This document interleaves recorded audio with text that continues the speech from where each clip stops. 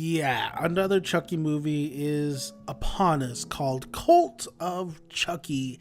And the last Chucky movie I've seen was Seed of Chucky, and I thought that was super bizarre. There was a lot of pregnancy of Jennifer Tilly, there was Red Man. It was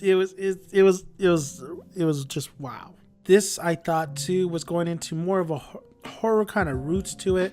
And you know what? Everybody's back. Everybody's back. Even the same guy who played the child in the first one is back. The director is back, and previous characters are back. So you got to give Cult of Chucky at least a hand. You know, the director, the creator who's done all this, the same voice actor who's in this as Chucky, like they, as much as how ridiculous it has gotten, because it's been so long since I've seen the original Chucky, but it wasn't a horror element kind of thing, but it's a doll, right? It's a doll that talks, who kills people.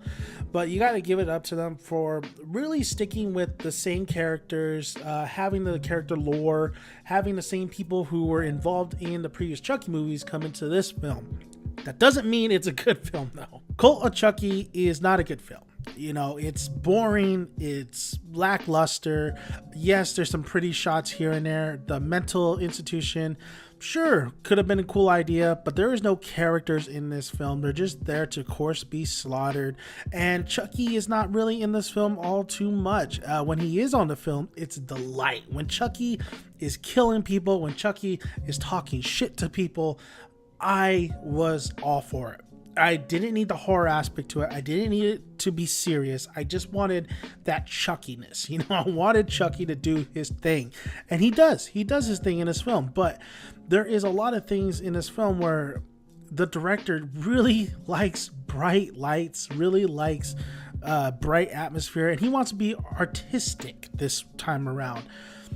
Just give me my Chucky movie, please. Now, if you didn't see the last film, I think you're going to be confused going into this film. Like I was like, okay, who is this guy? Wait, how does he have, like, we open with Chucky's head, and there's a lot of questions on like what the film is all about. We don't get to the meat and potatoes until maybe an hour into the film that you kind of get it. It's a clever idea, but it kind of doesn't make sense with all the previous films that already happened. But you know, there's a lot of callbacks, there's a lot of wink to the audiences, and I have to say, the worst ending to a film I have ever seen. It was so lackluster. There was no dramaticness to that ending to the film. The characters in this film are very lackluster. You do not care for any of them, which is a problem. I mean, as much as you love Chucky, you gotta at least root for somebody in this film.